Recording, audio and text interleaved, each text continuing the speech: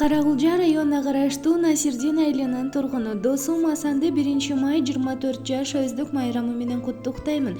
Жакшылыктын жакшы күнү кут болуп, майрам тойлор ар бир үйдө кутконсун. Ак таңда кубандырган ушул күн куттуу болсун Асан, бүгүнкү туулган күнүң.